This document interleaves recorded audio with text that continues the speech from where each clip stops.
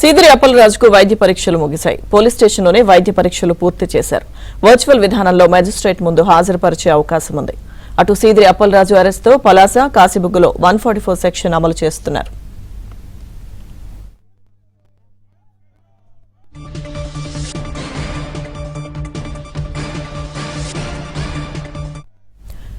పూర్తి సమాచారం మా ప్రతినిధి రమేష్ లైవ్ లో అందిస్తారు. రమేష్,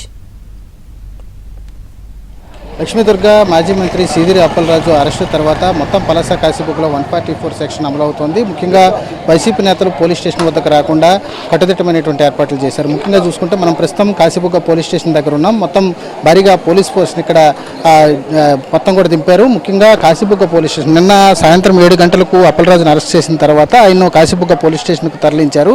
అప్పటి నుంచి కూడా ప్రస్తుతం ఇంకా అప్పలరాజును పోలీస్ స్టేషన్లోనే ఉంచారు. కొద్దిసేపటి క్రితమే వైద్య పరీక్షలు నిర్వహించారు. ముఖ్యంగా అప్పలరాజు అరెస్ట్ తర్వాత ఇక్కడ నుంచి వైద్య పరీక్షల కోసం ప్రభుత్వ ఆసుపత్రికి తీసుకెళ్తారని మొదట అంతా భావించారు. కానీ బయట ఉన్నటువంటి పరిస్థితులు, వైసీపీ కార్యకర్తలు చేస్తున్నటువంటి అడావుడి నేపథ్యంలో అప్పలరాజును ఆసుపత్రికి తీసుకెళ్లకుండా నేరుగా వైద్యులనే పోలీస్ స్టేషన్కి రప్పించి ఇక్కడ వైద్య పరీక్షలు పూర్తి చేశారు. ఆ తర్వాత ప్రస్తుతం మెజిస్ట్రేట్ ముందు హాజరుపరచాల్సినటువంటి అవసరం ఉంది. అయితే మెజిస్ట్రేట్ ముందు డైరెక్ట్గా అప్పలరాజును తీసుకువెళ్లి హాజరుపరుస్తారా, లేకపోతే వర్చువల్ విధానంలో మెజిస్ట్రేట్ ముందు హాజరుపరుస్తారా అనేటటువంటి దానిపైన కొంత సస్పెన్స్ కొనసాగుతోంది. ఎందుకంటే ఒకవైపు ప్రస్తుతం 144 సెక్షన్ అమల్లో ఉంది. అయినప్పటికీ కూడా కొంతమంది వైసీపీ నేతలు స్టేషన్ వద్దకు వచ్చి పోలీసులతో వాగ్యుద్ధానికి దిగుతున్నటువంటి పరిస్థితి కనబడుతోంది. అప్పలరాజు కుటుంబ సభ్యులు పోలీస్ స్టేషన్ దగ్గర ఉన్నారు. వారితో పాటు కొంతమంది పెద్ద ఎత్తున మహిళలను ఇక్కడికి తీసుకువచ్చారు. వారంతా కూడా పోలీసులు 144 సెక్షన్ అమల్లో ఉన్నటువంటి నేపథ్యంలో ఎవరూ గుమ్ముకూడవద్దని చెప్పి స్పష్టమైనటువంటి ఆదేశాలు ఉన్నప్పుడు కూడా కొంతమంది పోలీస్ స్టేషన్ సమీపంలోనికి వస్తున్నారు. దీంతో పోలీసులు వారిని చెదరగొట్టేటటువంటి ప్రయత్నం చేస్తున్నారు. మొత్తం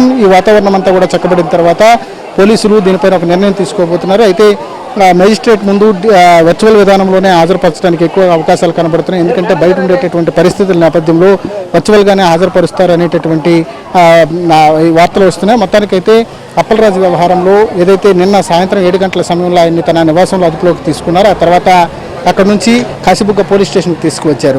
మొత్తం కూడా ఒక హైడ్రామా కొనసాగింది. అరెస్ట్ సమయంలో కొంతమంది కార్యకర్తలు అప్పలరాజు తీసుకువస్తున్నటువంటి వాహనాన్ని అడ్డుకునేటటువంటి ప్రయత్నం చేశారు. ఈ నేపథ్యంలో పోలీసులు కూడా ఎవరైతే పోలీసు విధులకు ఆటంకం కలిగించినటువంటి వ్యక్తులు ఉన్నారో వారిపైన మొత్తం 31 మంది, దాదాపుగా 30 మంది పైన కేసులు బుక్ చేసినటువంటి పరిస్థితి కనిపించింది. ముఖ్యంగా టెక్కలి వైసీపీ ఇన్ఛార్జ్ పేడాడ తిలక్తో పాటు దాదాపుగా 30 మంది వైసీపీ కార్యకర్తలపైన పోలీసులు కేసులు బుక్ చేశారు. ప్రధానంగా విధుల నిర్వహణలో వారి విధులకు ఆటంకం కలిగిస్తున్నారు అనేటటువంటి ఒక అభిప్రాయంతో పోలీసులు కేసులు బుక్ చేశారు. అయినా కూడా ఈరోజు 144 సెక్షన్ ఉంది. దాదాపుగా 14 రోజుల పాటు పలాస ప్రాంతంలో 144 సెక్షన్ విధిస్తున్నట్లు ఉత్తర్వులు జారీ చేశారు. అయినప్పుడు కూడా కొంతమంది వైసీపీ కార్యకర్తలు అత్యుత్సాహంగా పోలీస్ స్టేషన్ దగ్గరికి రావడం, అప్పలరాజును చూస్తామని చెప్పడం, ఇవన్నీ కూడా చూస్తుంటే పోలీసులు వారిని నిలువరించేటటువంటి ప్రయత్నం చేస్తున్నారు. చాలా సంయమనంగా మొదటి నుంచి కూడా పోలీసులు వ్యవహరిస్తున్నారు.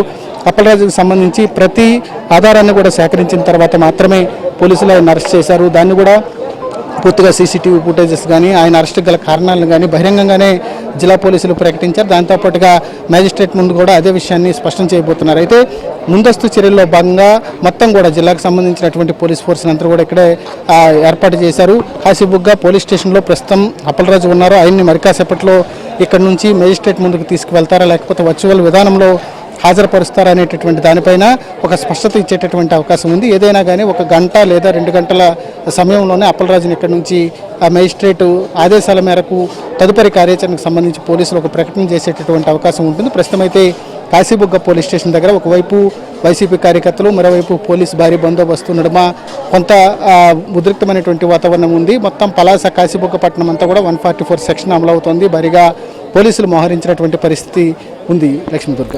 Right, thank you Ramesh.